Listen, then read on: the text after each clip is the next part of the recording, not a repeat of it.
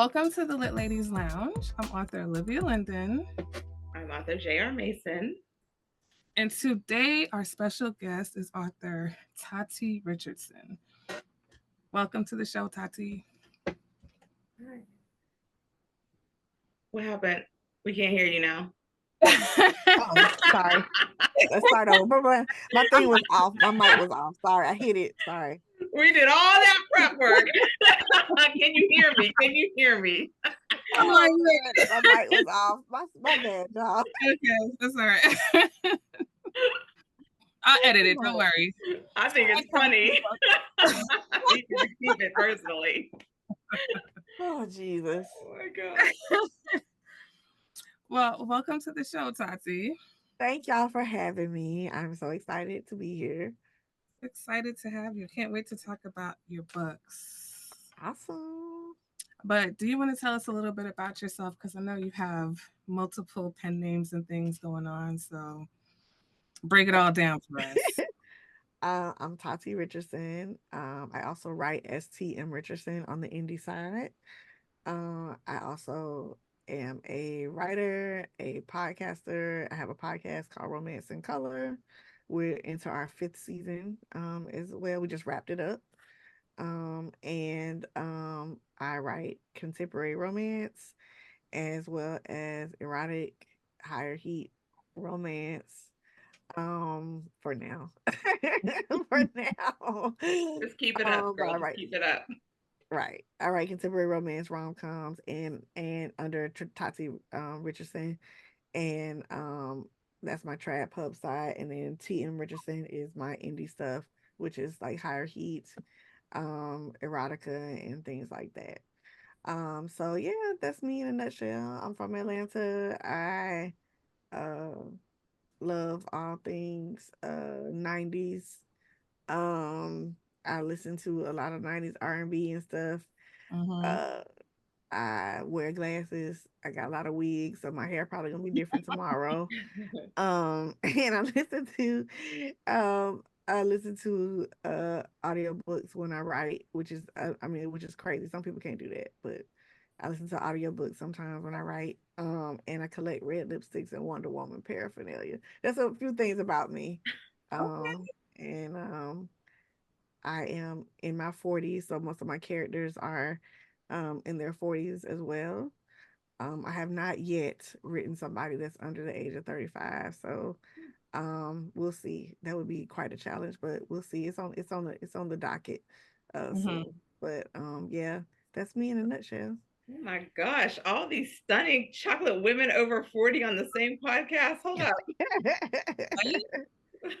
For that. Yes, absolutely. So, Tati, were you traditional first or were you indie first? I was traditionally published first, actually.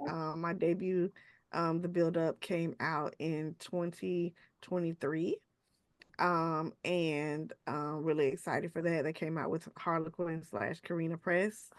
And then my next traditionally published offerings comes out in 2025 with another imprint. So yeah, I was traditionally published first, and then I decided to kind of take the leap and do something on my own. I had some time in between projects, and I Mm-hmm. wanted to challenge myself and stretch myself creatively and writing and stuff like that. So I was like, okay, well, let me see if I can do this little indie thing. I thought it was an experiment. I was like, if it failed, it flopped, whatever, you know what I mean? It is what it is. No harm, no foul. I put it on KU. No harm, no foul, right? And I had no idea that people would take to it the way that they did. And I'm so shocked and so thankful that this series has gotten picked up and had gotten an audio deal with it and all this stuff. So Okay. it's really, really dope. So I really, really appreciate all the support of folks who actually believed in my little experiment that could. Yeah, that's the oath, Experiment. right? Do you have a Yeah. preference Do I have a preference? with the indie versus the traditional? Mm, I mean, of course, with indie, you have more control over things, and you can control the covers, you can control the story and the editing and all that good stuff. I think they both have their advantages. I'm not gonna say I like one over the other, but they definitely both have their advantages. I know with traditional traditional publishing that can be in different markets and have different exposure and things like that, which is really, really good as a writer. And then you have the support and backing of a, big five label. And so that's a good thing. Being my first book coming out with like the granddaddy of them all with Harlequin was really cool. And so I had their support and stuff with of course, as an author, period, especially as a Black woman, you're gonna have to market yourself anyway. Mm, But they did do a pretty good job of, marketing me and getting me my books in the right hands for folks to review and stuff like that. So that was great. That I didn't have to do a lot of that legwork. right. Um, it was available on NetGalley, all that good stuff. Those are some of the advantages of being traditionally published. And there, like I said, there are advantages of being indie published, like controlling, where I publish, for example, who's able to get access to those books. Who I want to be the, art readers if it's not on NetGalley, stuff like that. So there are advantages to being both. I can't say I like one over the other. Mm-hmm. I actually think I put more pressure on myself indie wise than I do Hmm. traditionally published because you got people to help you in the background. You know what I mean? Like you got the editors, you got the copy editors, you got all this stuff. As a matter of fact, I'm in the middle of some copy edits right now. And so you got people that are there to help you along the way. And um, I'll say the polished product is a lot different than the indie stuff that you put out. I'm not saying it's not as unpolished, but it goes through so many eyes, before it gets to the public versus myself who hires an editor and it's just me and my editor going back and forth. And sometimes you miss stuff, sometimes it is what it is. You're human, to err is to be human. And so you don't always, see things that, you can catch right before it goes out to print sometimes. So again, there are advantages on both, but I like both. I can't say I don't like. There's a long answer to say I like both. You sound like you're having a good experience with the traditional publishing, so I can understand that because some I people don't necessarily have that good experience. I am. It's I've been blessed because I mean it could be real gross, you know what I'm saying, your first time out. I mean, I had a, traditional publishing deal the first time, I feel like that sound what is that? I came out, I had a fucked up deal. I just had to, Yeah, give my yeah, own I had to give for you the real. I forgot who said that. I think it's 21 Savage or something. Hmm.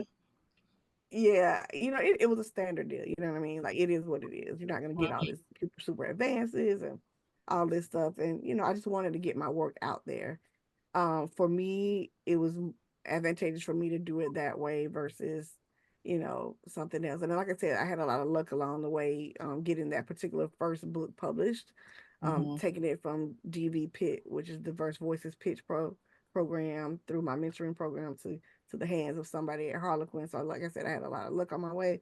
And then this time around, it's very nerve wracking because I'm with a new imprint of a new publishing house that's under Okay. Simon and Schuster. So I'll be like the first full romance manuscript that comes out, romance novel that comes out. They Okay. do have an anthology that's out now, but I'll be the first romance novelist out on this particular imprint. So I am nervous. I am scared. I don't want it to flop, stuff No like that. pressure, right? Yeah, Hey, yeah. girl, pick But one of whereas them shades of glasses, get one of them wigs, and yes, yes, yes, yes. So, I don't want, that, there's a level of expectation there versus my indie stuff. I'm like, hey, they like it, they like it, they love it, they love it.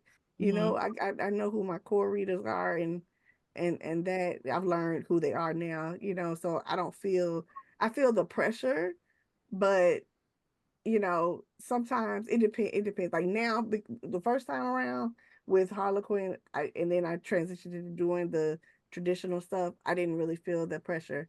Then, as soon as I got this particular uh deal with Generous Press, and I'm like, oh snap, I'm with this new Hmm. publisher. Then the anxiety and stuff kind of Yeah, ramped up then. the But pressure. yeah, yeah, yeah, it's pressure. Yeah.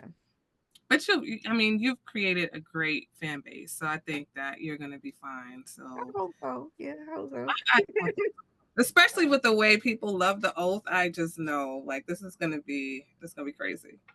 Yeah, yeah, but the traditional stuff is very different Hmm. from the oath. Like if you read the build up, you can kind of see what my kind of traditional stuff is like. Right. Again, that was my first novel, so of course it's not gonna be 100% perfect, but I Hmm. think I've honed my craft with this next one, this sophomore effort. So you'll definitely see a difference. It's definitely, but it still ain't the oath. It ain't the oath. It's It not ain't the offer. It ain't none of even. that in that series. It's very. I mean, there's some hot moments, but it definitely ain't steamy, steamy, steamy like that. It's probably Okay, so like because I want to get to the steamy stuff, but before we get there, tell me a little bit about the upcoming traditional. Can you talk about it, or is it still like okay? I can talk about it. So the upcoming traditional book is called Losing Sight. It is kind of a mix of speculative fiction, paranormal, and romance. It's like a little mashup of those two genres, kind of genre bending, but it is about a woman named Tanika Ryan, who is a sports reporter, a veteran sports reporter. Think Pam Oliver, Mm-hmm. and with better wigs though. Pam Oliver, no Tito Shade, but Pam Oliver with better wigs. I love Pam though. I know Pam, but she know them wigs don't be hitting all the time. Oh. But she's going through changes as a older woman in the industry and how it is very image driven. If you look at ESPN now, the women on ESPN kind of look a certain way, position themselves a certain way, and she's getting older. And so with age comes body changes, and one of those is her eyesight. And so her eyesight starts failing her, and then something happens to where she is put in a position where she has to address this eyesight issue head on, no pun intended. Mm-hmm. When you read the book, you know why I said that. And she has meets her best friend's cousin, whose name is Gideon Miles. He's an optometrist, and Gideon has had a little crush on Tanika for a minute, but he is also dealing with the loss of his wife because his wife had just died a couple years before. Once again, I want to apologize to everybody. These books have had grief in them. This does not mean I am a sad person. It just means at the time I was working through my own Yeah. grief. But he is a widower who is trying to kind of get back out there, and he kind of likes Tanika, but he's thinking, oh, she's not meant for me, whatever, she's a busy woman, she's out here, doing her thing. But then some things happen, and some supernatural, super weird Mm, forces and coincidences start happening to try to put the two of them together. And that's kind of that journey to see what happens with the two of them, okay. and if Oh, they have a happily ever after, which of course they will, but right you do it. I'm feeling there. some type of way that I can never go to a medical professional who's just hot and fickle and wants me and has had a crush on me for years. Like, where I gotta go to find that? Like, Girl, I don't know either. All my doctors are old and or female. So I was about to say mine exactly. are women. yeah, older. But I will say that my optometrist, may he rest in peace, his name was Gideon. His name was Gideon Mincy. Mm-hmm. And I kind of based it off of him. He was more like an uncle to me. Like he wasn't really like a sex symbol or whatever. Just the idea of optometry is what kind of came to me. And I was like, oh, I think about Gideon, and so I just named the character after him. That's So nice. he's passed away, but he was a really good like family friend and stuff. And my Mm-hmm. my old optometrist as a little kid. So Oh, that's yeah. That's nice. nice. All right. So, tell me about the buildup. We'll go to the buildup, and then I want to get to the oath. So the buildup was, like I said, my first foray into romance, and it was kind of a journey, wasn't a linear journey to getting Mm-hmm. it published. But at the time I was a PhD student, and I was like I had a lot of things going on. Just some backstory. I was a PhD student. I had lost my mother. I found out I was pregnant. I was, I was like, oh God, this is a lot going on. And Mm-hmm. then at the time, like I could not sit and write my dissertation. And I was like, I tried everything, but I was just losing the willpower to do it. Right. But I started returning back to reading romance books and stuff like that. The funny part is my dissertation was about science fiction, and I still read science fiction. But my dissertation was heavy, serious science fiction like Octavia Butler and stuff like that. But I wanted something that I could just escape into really and just enjoy and stuff. And I started really getting into romance. I was like, man, what if I wrote a romance instead of like, Mhm. dabbling into science fiction? What would that be like? And so I wrote one and then it was terrible. Like it was terrible. And I realized that I was trying to write for a particular market that really wasn't my voice. And I Mhm. said, okay, Tati, what is your voice? What do you want to say when you're writing? And so I had to really think about it. So I want to write about women like me, Black women, plus size women, women in their 40s, blah, blah, blah. And so I kind of came up with the concept of the build up kind of in between. It was like writing. I think we were starting a podcast and I started writing it around that time. And then I finished the manuscript and sent it out to a few friends. I was like, oh, this is good. And then DB Pit happened, and I pitched it. It was a full manuscript, pitched it, had some interest. And then at the time, I also got accepted into a mentorship program with Inclusive Romance Project. And so my mentor, author Kilby Blaze, and I, once we got interest from DB Pitt, started working on like a revise and resubmit for the build up. And then I sent it off to the interested parties, one of which was Harlequin. And then I waited and I waited and I waited. And I was like, oh, maybe they're not interested after I do this revise. Because with really, with the revise and resubmit, they want to see how well you take developmental edits and take instruction, right? Mhm. And so I sent it off and I was like, oh, they probably didn't like what I did, or I probably didn't do it right. Blah, blah. And then a few weeks after my birthday at the time, I got a email and they were like, no, I got an email and I was too afraid to open it. So I didn't even open it. I just forwarded it to my best friend. I said, Candace, read it for me. Is it good? Is it bad? Should I open it? Open it. And she wrote me back. It's like, bitch, open the email. And so I did, and I saw that they wanted to publish the build up and stuff like that. And overall, I was really excited, about having this out, and this story about a plus size architect in this very male dominated industry, workplace romance, who falls for her coworker, even though she really, really shouldn't fall for this man because she has been burnt once, going the fooling around with the coworker at work route. Mhm. But this man is quite determined to have her by any means necessary. Porter is a man with a mission. Okay. So he is determined to woo Ari, and she is very resistant. There's a lot of resistance and hesitation on her part. She's like, "Oh, let's just be friends with benefits." But I can't do the relationship things. He's like, "Okay, that's what you say," that type of thing. Mhm. So eventually, they have the conflict and all that stuff, and they do get their happily ever after too. So it was a fun book to write. I learned a lot during the process of writing that first book because, like I said, it's not perfect. Your first book is never perfect. Um, Right. Everybody can't be Toni Morrison out the gate. Right. So, I was really, really, happy to see the positive reception that I got from it. I was like, oh, this little mass market paperback, people were actually reading it. I can't believe it. And getting the star review and being the Amazon one of the best books of 2023. I was just like, are you serious? Like, so That's many amazing. years. Yeah, so it was just a wonder. Like I said, I had a good process working with Harlequin. I can't really complain too much about it. Of course, there are a few things that you can't control. But Right. overall, I had a good experience with it. Now, I have two questions. Sure. Did you finish the doctor program? No, Are I you quit. going? Are you going to, or are you just like? No, I am a forever quitter, a PhD dropout. She said no. No, I mean, I I realized applaud you for because even trying because I couldn't do it. I would not be able to do it after yeah, that I grad thought school. about going back, and at one point I was going to. So I was a PhD in literature student, literary studies, with an Mhm. emphasis on speculative fiction. So my dissertation was going to be about which was so ironic. It was going to be about the idea of mother and motherhood in Octavia Butler's works. Then I got pregnant.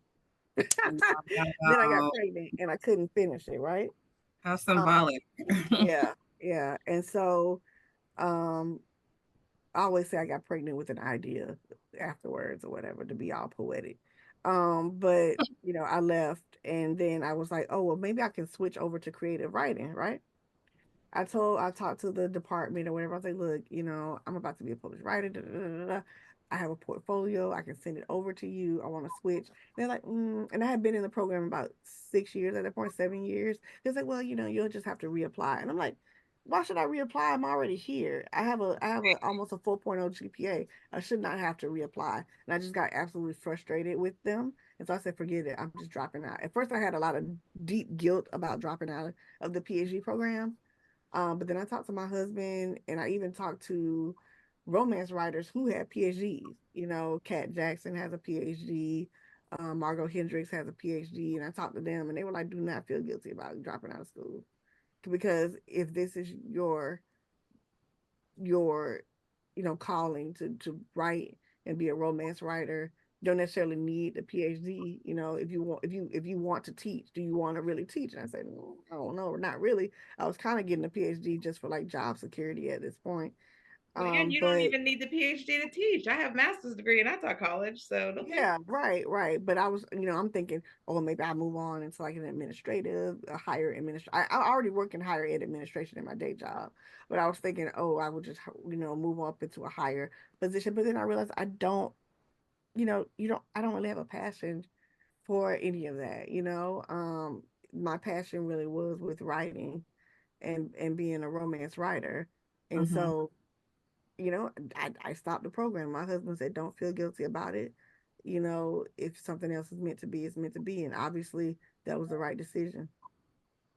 And that's incredible to have, a supportive partner like that. I know that Oh, felt yeah. good. Oh, yeah. We definitely pour into each other in our dreams and stuff like that. So, yeah, definitely look, everybody ain't got that. But Listen. Don't look. yeah. Hmm. Now, my second question, though, right quick, was you was talking about the science fiction and the Hmm. romance, and I'm like, well, when is the book about the aliens coming down with multiple male parts that are gonna love on us, five women here? You think I will write that? Yes, you're a science fiction Oh, person. You're no. a romance. No, but Send I me will. an alien to romance me because the men on Earth are just suspect right now. So I'm willing to entertain an alien at this Yeah, I love that I love that genre, but that ain't me. I will say though, point. I will say I have like a little tiny like novelette that has a touch of science fiction in it that I hope to put out in the fall just to, put out something and have something out there. But Okay. it has a little sprinkle of science fiction in it. But I'll take that.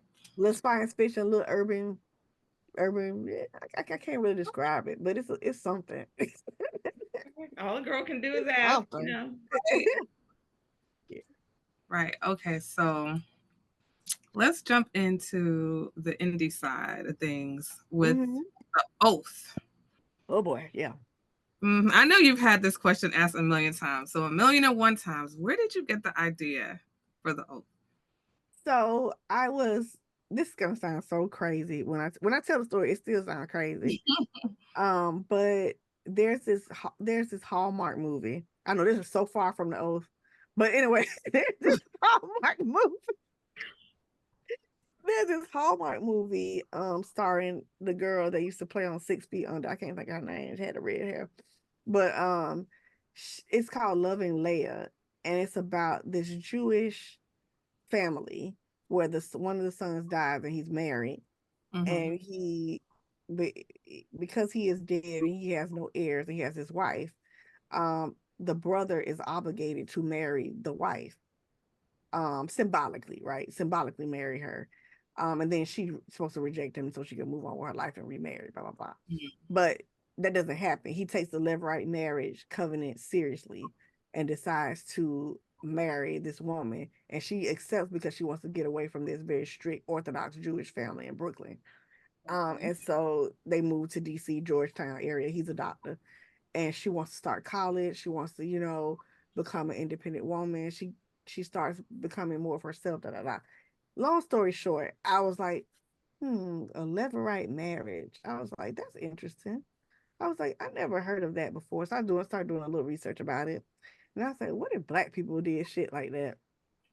And then I was like, So at first the oath was gonna be Tatum's husband. Tatum's husband was always gonna die. Okay. That Mm-hmm. wasn't gonna change. Franklin was always gonna be dead. And one of his best friends was gonna step in for him. Has made an oath to step in and be there for her, right? And so at first it was just gonna be one guy, just one guy.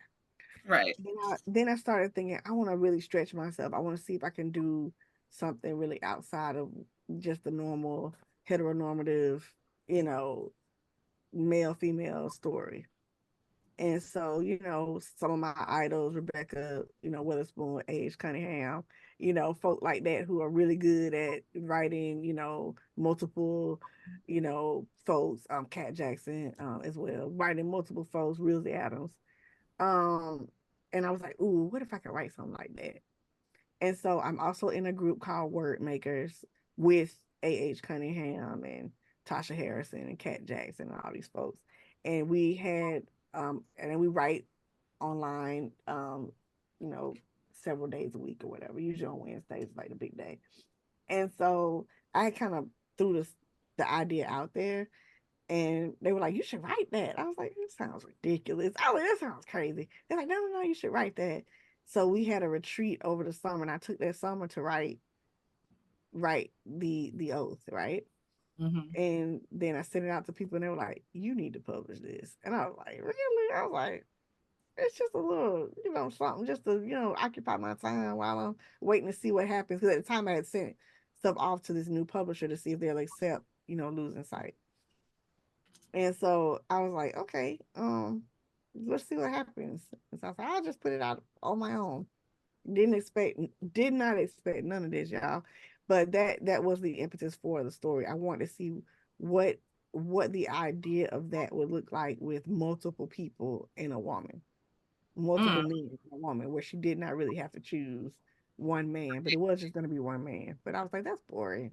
Let's spice it up. Let's add more dudes. Right. Why have one when you could have three? Right, right, right, right. I'm not even gonna lie. I read the whole book, but I skipped way ahead first because I just knew I was like, man, I gotta see what this is about. I gotta see this. I skipped. I'm not even gonna lie. I skipped right to the spicy scenes. 'Cause I was like, mm-mm. Oh my goodness. And then I went back. Okay, okay, okay. Maybe I'm honest. I'm telling you. I was just like, I want to know. I know this is gonna be good. Well, I appreciate that. I'm glad you finished it. so with Some you people didn't. writing about polyamory, is that like something you've experienced with, or just kind of we're writing fiction and I do not have personal experience with polyamory. However, I have lived many lives. Um, so at one point in my life, I used to run a blog that dealt with like sex and sexuality and reviewed toys and movies and talked to people and entertainers and stuff like that. And so I did interview some folks who were in that particular lifestyle who were polyamorous and who were swingers or whatever. So I'm familiar with it, but am I a part of that? No. Am I do no. I'm just boring. so you couldn't do it? I didn't say I couldn't do it. I said I'm not a part of that. I didn't say I couldn't do it. I said I'm not a part of that. Okay. Gotcha. Could you do Gotcha. it, Olivia? Maybe. Well, you know me. I try anything once, so under the right circumstances, maybe. I think it takes a level of trust that you have to Mm-hmm. have with people, right? Mm-hmm. And a level of radical honesty and communication that you have to have. And everybody ain't able. Everybody ain't able to be as honest, completely honest about intimacy, what they want, what they don't want, stuff like Right. that. It takes a very honest person, a person who's able to humble themselves and get down to the nuts and bolts of a person to like say, hey, I need this, I need that. I feel like Mhm. people in polyamorous relationships talk way more than people in monogamous relationships. People hold on to things and feel so a lot of shame around stuff. Mhm. And excuse me, people who are in polyamorous relationships don't have that because Yeah, they're being honest and open about what's going on, you know? yeah, no, totally agree with that. That's why I said under the right conditions, Under the because I right know like circumstances, people maybe. want to explore that, but like you said, they don't have that honesty and vulnerability. You can't tap into that. That's not something you play with. Mm-hmm. Mm-hmm. No. Yeah. Yeah. I don't know if I could do it. I don't like to share. So if it was like sister wives and one man, I don't. You can have two men. You can You have have three men. husbands, You Yeah, could, brother husbands. yeah. brother husbands. Is that really a term? Yeah. Oh my gosh. See, look at that. You learn something new every day. Let me just drink my water. Brother husbands. No, Yeah. for real. And so,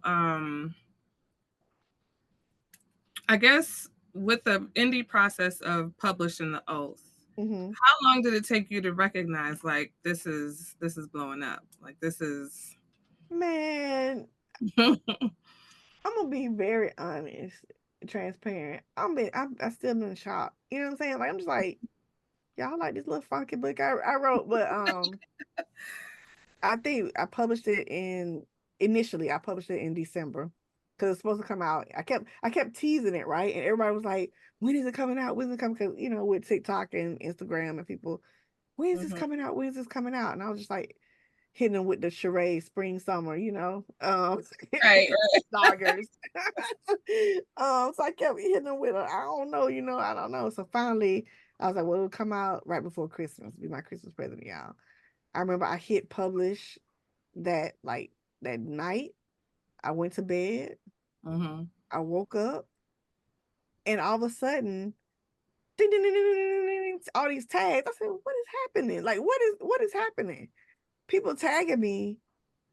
Oh my god, I read it. I read it. I read it. I read it. I read it. I said, "It came out 24 hours ago. Right? Not Maybe it's even. not I even just hit 12 the hours button and ago. went to sleep. But Like 12 hours ago, right?" And I was like, Right. "You have got to be kidding me!" And I was in absolute shock that people had read it that Mhm. fast and we're doing reviews about it and telling people about it and blah blah blah on Twitter, getting tagged on Twitter and all this stuff. I said, are you serious right now? So I was like, okay, this is something. And then I had teased it. I said, well, it's probably if it goes well, then I'll make it a series. And I already had started on kind of when I right before, publishing, I had already started the ideas for book two. And so I Mhm. said, well, look, if it goes well, I'll publish book two. If it don't, book two just gonna sit on my computer. But lo and behold, it went pretty well. And I was like, wow. I said, y'all really, Yeah, took to this really. book. And I mean, the shock. Yeah, Olivia, I'm telling y'all, I the shock. Could not believe it. it's so funny. Could You're not like, y'all believe write it. this little funky book. Right, right, right. is, is it a novel or a novella? It's a full. See, it was supposed to be a novella, ended up being a full length novel because it's almost like 300 pages. Mm. Could not believe again. Could not believe that I even wrote that much that fast because I wrote it like I said. Wow, I got a full book. I said, well, I guess it's not a novella no more. It's a whole novel. Mhm. Let me just go on and market it as such. And then next thing I know, I'm like, okay. And then the wild part is, okay, so then something happened with Amazon. I had to take it down for a minute. Had to do some edits or whatever because I found some errors again, user, and Mhm. thank you to the readers who told me that. They didn't say take away from the story or nothing like that. It was like, can Right. you fix this? Can you fix that or not? Did that, put it back up I think in January or something like just a couple weeks after the holidays. Next thing I know, my agent calls me and says, Tatiana, this book, this indie book you put out, because she knew I was gonna do an indie thing, right? And that's the other thing when you have an agent, you need to be transparent. Like, look, my indie stuff is over here, my Mhm. digital stuff is over here, and the two shall not meet, right? A lot of authors have that kind of life, right? And so she was like, so this indie thing, I just got a call and from Dreamscape, and they said they want to do an audio book deal with you. And I was like, I'm sorry, what? For this book? I said, it just, I was like, what? Are you sure? And she's like, yeah. And I was like, all right, let's do this thing. So I mean, again, total and complete and utter shock Mm-hmm. that this thing was taken off like it was, and people were talking about it the way they were talking about it on Twitter, on and just it seemed like, and I think I did enough marketing for it myself. Excuse me, but a lot of it was word of mouth and people like telling other people about it and tagging me, and I mean, Mm-hmm. shocked.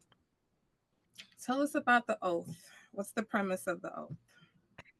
So the oath is a story about Tatum, who for the past like year and a half had been taking care of her sick husband Franklin, that she had been married to for over 20 years. They have a grown son who is in college. And she's a devoted wife, a college professor, living a very, posh life up until the point where he had gotten sick. Franklin gets sick. And Franklin wants Tatum to continue to live her life, basically. And she's like, "But you are my life. I'm trying to get you through this." He's like, "No, you need to still go out there, have your fun. She'll go get your back blown out if you need to." And she's like, "But I'm a devoted wife. I could never cheat on you." Even though, full disclosure, Franklin and Tatum was freaky deaky. They did their own freaky deaky things. But they never, did anything like that, cheated on each other or even shared like that. And so one night he tells her, "You need to go out and you need to, you know, do your thing." And so she decides she's gonna do her thing. Something happens and prevents her from doing that, and then Franklin passes away. Shortly after the funeral at the repast, actually, I could have waited a few days, but what the hell? At the repast, um, his three best friends, Miles, his business partner, law firm, co-founder, their friend Deacon, who they also went to law school with, and their friend Cassidy, who's kind of a newer friend, um, all come to her and say, Franklin wanted us to make sure that you were taken care of, like have an oath to take care of you once he's gone. And she thinks that means monetarily and blah blah blah. And they're like, no, no, no, no, no, no, no. I mean, yes, it does include that. Mind you, it does include monetarily and making sure house is good and all that stuff. But no, we mean take care of you, baby, in all senses of the word. And she was like, "Are you serious right now? You talking about sex?" And he said, "Yeah, Franklin had asked us to take care of those needs for you, but we all had some reservations, but in the end we realized why he did what he did." And they said, ultimately, the choice is yours. You don't have to do this, but we all would feel really shitty if we didn't, at least, talk about this or whatever. And so that is the premise of the oath. Basically, does Tatum go through with this thing and allow Miles, Deacon, and Cassidy to be her second act in happiness? Hmm. So Now, yeah, how much fun did you have writing this? I had a lot of fun. It was so much fun. Like it was fun. I know the premise is wacky and wild, and it seems, it is not. I mean, it's a fantasy, you guys. It's a romance. I didn't say this was steeped in complete reality. However, there Mm-hmm. are and have been instances of people who have had terminal illnesses who are like, "Look, you need to go and live your life. I'm dying. What can I do for you here?" Right, right. Um, and I feel like that is a complete and utterly selfless act of love that somebody can do for you is to let them go. Right. Let them go. Let them go on and live their life and not be tethered to you and tethered to the dying, because part of you dies with them when a person dies. Girl, to let them go on with three other men without. I know that's a lot. That's a lot. That's a I'm lot. like, wow. Again, that part is fantastical, but Mm-hmm. just the part of letting go is not. Right. So it was so much fun to write that, and I normally, like I said, people have tagged me on things, and I read all the positive things that people have tagged me on for the most part. But some of the things people have tagged me on negatively are like, "Oh my God, why would you write this book about a man pimping out his wife?" And I'm like, "Yo, dog, this is not what this is about. I would never write something like that that doesn't really go, that kind of goes against who I am. This is a about an eternal love story, basically, about a man who wants his wife to be happy even when he's gone, And and first Right. he of all, knew why that are the you best. tagging me in your hate mail? I don't need your hate mail. Girl. Right. That's a whole nother topic for a whole nother On the podcast. podcast. But I for the most part the reception has been so positive, and people really understand the story about this love, this great love that she had, and the way that he was like, look, ain't nobody else gonna be make you happy except these men that I know like the back of my hand, that I Mhm. know have parts of me, that I'm friends with them because I know they have parts of me that I know will take care of you. Right. So yeah, it was so much fun to develop these characters, and they're each their little quirky personalities. There are three different experiences that she has with them. So Mhm. there's three totally different men, three totally different experiences. However, when they come together and play together, it's also very fun. Oh, they're all gonna play. Oh, Yeah, they Mhm. all play together, and again, it is an MMFM. So two of the men get together too. Swords do cross. One of the guys does not participate in that. He's sort of on the periphery, and he is with the woman oh, too. Mhm. So it is a very interesting dynamic. It sure is. yeah, it sounds like. I But have it's to mix in this water with something else. it was a lot of fun, and like I said, it's been shocking the reception that I've gotten. I mean, my 70-year-old aunt read it. My great Ooh. aunt read it, and was like, "Ooh, girl, this was spicy. I loved it, though. I'm sure I'm sure it got passed around to the senior center, but um, my other aunt, she just turned 60. She bought it too. My sister-in-law read it. They're like, "Really? You wrote this? Oh my God, this is not like the build up. Oh my God." I'm like, "I told y'all this is different." So Wow. it's a lot So of fun. this is your fault then, because my sister called me from the Walmart where she lives in a more urban area, and Mhm. they had all the sex stuff locked up, and you have to call someone over to unlock because she wanted some lubricant. And I said, well, that's weird. They don't lock it up out here where I live in the Right, suburbs, you know. right.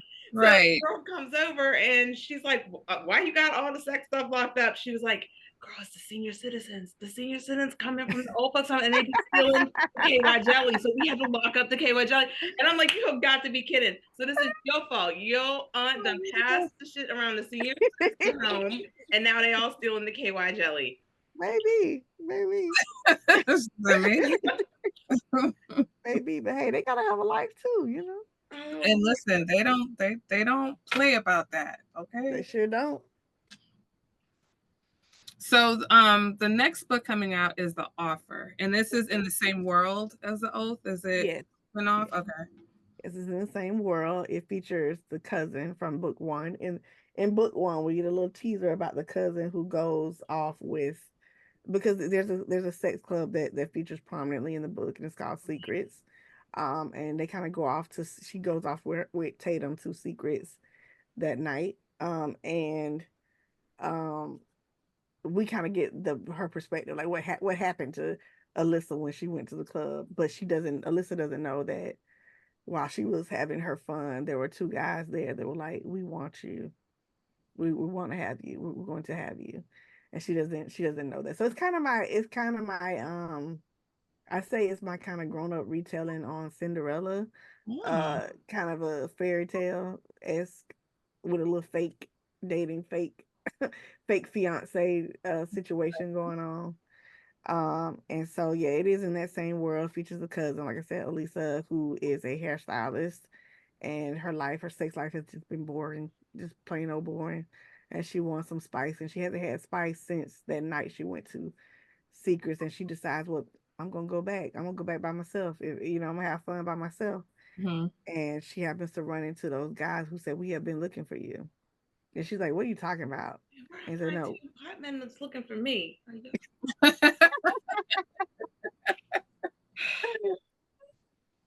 So she's like, Better "Yeah, find your secrets.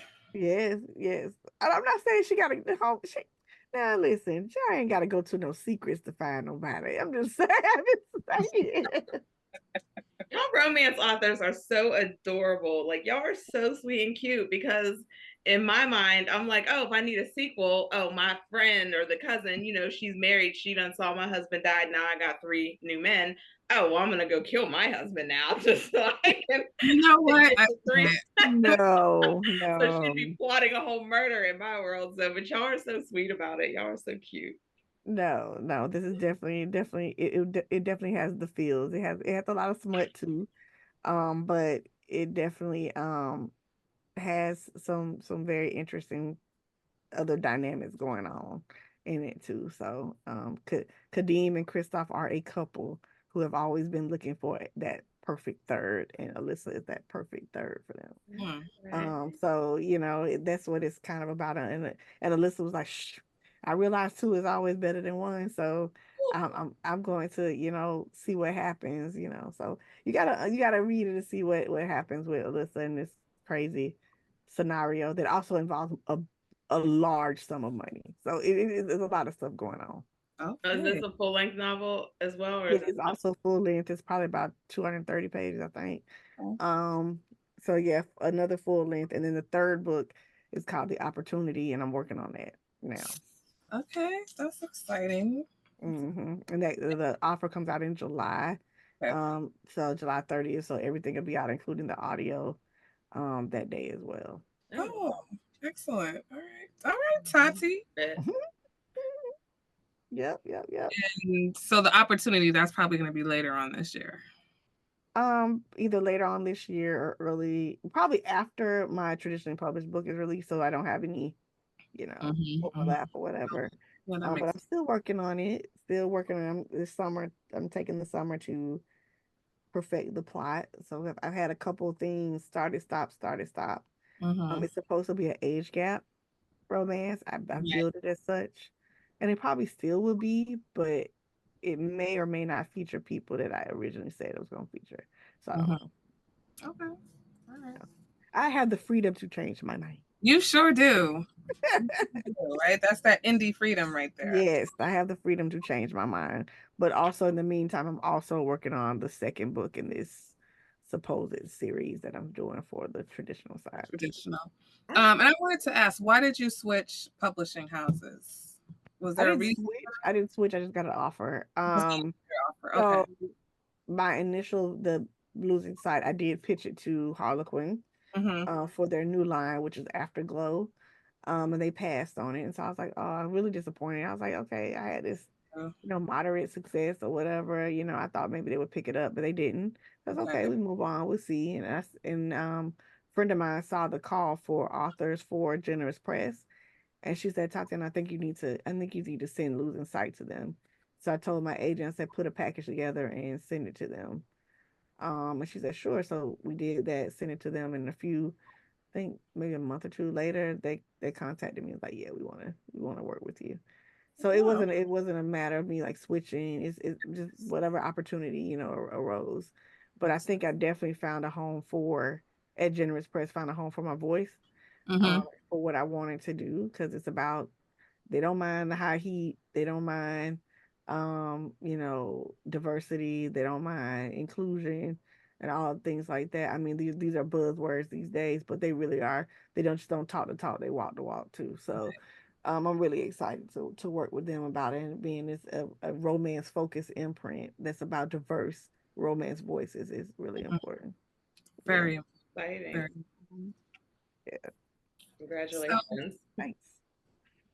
a few times you've mentioned some of your author friends, and Mhm. I want to know, like, how did you find this community? Because it seems like you have a really good, solid author community. And I know a lot of authors, like, we do the lives on TikToks, and I get a lot of Mhm. people coming in thinking that it's like a panel. They're like, oh, how do we get on the panel? And I'm like, no, these are these are my friends. Like, I know them. We know each other. Yeah.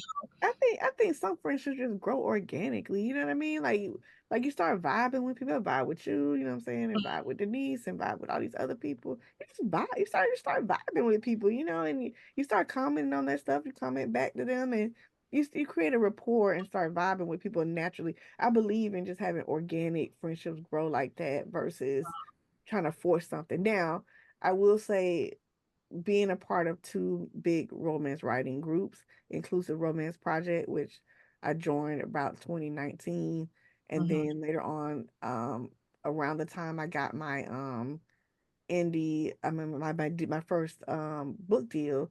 I joined Word Makers because they were open to membership at the time. So I joined Word Makers, and I was so shocked that I actually, was able to join. It is, you do pay a membership fee for every Right. month. It's about maintenance and stuff like that, right? Very nominal, less than $20, you know. But it is to for the Zoom links and for all of that stuff, right? And I was able to like write with and get feedback from like people I've read. You know what I mean? Like that's wild. Great. One minute you reading these people, and the Mm-hmm. next minute you see them all on a Zoom talking about their books that's coming out, and you just like this. Oh, hey, and like outside of the interview space and stuff like that, I am very painfully shy, and so I'm just like I was just there like scared to say stuff, but after a while you try to like you open up, they start asking questions, or how's the writing going, how many words you get in today, because it's really about the writing, how many words did you get in, and just like we do the sprints on TikTok, you do sprints with them. And a lot of it again came group these people that I know, the friendships grew organically Right. from Twitter, from these groups, from TikTok. I mean, I think that's important, and just to be open and receptive to find when you don't vibe with somebody, Yeah. Yeah. you can cut them off and be like, let me distance myself from them. I've been lucky to find some people that I can really bounce ideas from, and Inclusive Romance Project in particular gave me my core, my like these my homies, like real my fist tight Right. group of friends that when I have a crazy idea, I'm like, yo, let's all get together and talk it out. And we'll Mm-hmm. talk out, all of us will talk out our ideas, like how does this sound, how does it sound, how does it sound. And when I first like thought of certain ideas like the oath or like losing sight, those were the first people that I went to talk about it. So that was, having those friendships is, oh man, it's important. Always, I'm gonna tell you this for new authors, leave it in the group chat. Leave all the stuff that you want to say out loud in the group chat with a trusted group of people, because if you're trying to get published, if you particularly if you're trying to be a traditionally published author, even if you're trying to be an indie published author and build a readership, there are some things you just don't need to say out loud. Put it in the group chat. Mm-hmm. Put it in the group chat. Don't be blasting it online now. We've seen authors get in trouble like that. So Uh, Trust me, I know. mhm, I know. mhm, And that's been a very big topic, lately. It's like, where's the group chat at? mhm, mhm. But you gotta Like, trust them people, you gotta trust them. mhm. Yeah, Mhm, mhm. that's very true. Yep. So, Yep. what do you see yourself like? Do you have a vision for yourself as far as, excuse me, publishing or being an author? Man, like, I'd love to have a career like my idols, like, like the Jasmine Guillory's or Kennedy Ryan's or, Beverly Jenkins or whatever. I'd love to have a prolific writing career like that. Um, to where people are like, you have a loyal readership, loyal fan base who are just anticipating the next thing that comes out. Um, and I love for those things to, my dream is for like somebody to pick up one of these books. It's like, oh, that needs to go on the screen. That needs to, be on Yeah. either TV or streaming or something. Something turn into a series, something. So when I see people like, I don't know why it took forever and a day for Beverly Jenkins to get a series. I mean, to go to Peacock, Right. ridiculous. That should have been happened. Or seeing Brenda Jackson's books, be adapted for streaming services and stuff like that. I would love that. I would really love for that to happen for me. And again, just having loyal readers, even if I don't, publish 300 books or whatever, Mm-hmm. I I can't be robbing Carr, and all the Virgin River books. But I would just love to have a career that, makes me proud, and I feel proud about the work I put out, and that people enjoy it and they relate to it and see themselves in it and feel good about reading it and enjoy it and all of that. So I mean, that's what I hope for Yeah. myself. That's what I kind of mean, career I want. Yeah. I can see it. It looks like you're on that. Yeah, you're on that trajectory. I hope Mhm. so, I'm y'all. curious how your people in higher ed, like, how's that work? Oh my God.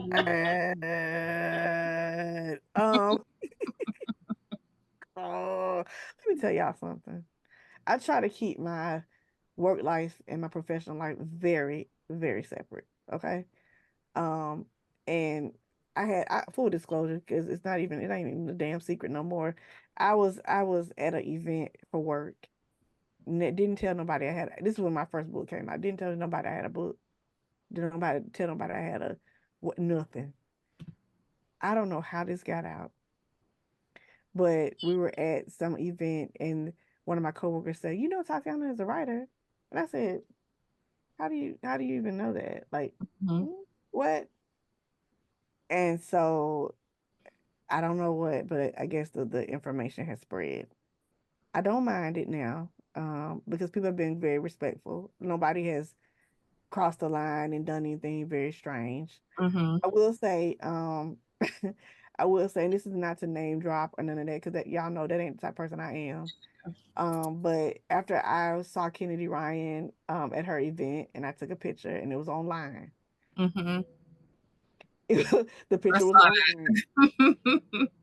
I got to work and well, I work from home most of the days, but this particular day I was in the office and my teams was going bing, bing, bing, bing, bing, bing, bing, bing, bing. I was like, "The hell?" I opened it up.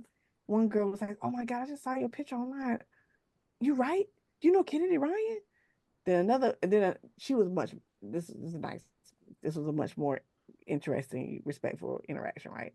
Another person said, you was out this weekend. Was you online the way they said it was like, was you online this weekend?" I was like, yeah, you know.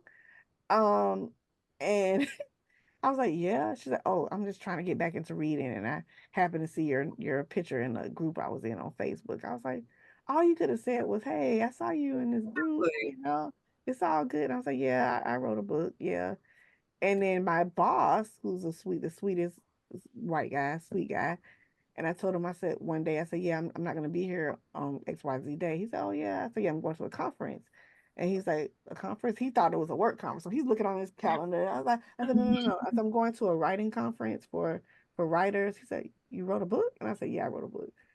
Total shock. He was just like, are you serious? So he's been very sweet and supportive too. But for the most part, again, the two don't really meet. I don't discuss my books at work. I will not do that. um, I don't do that at all.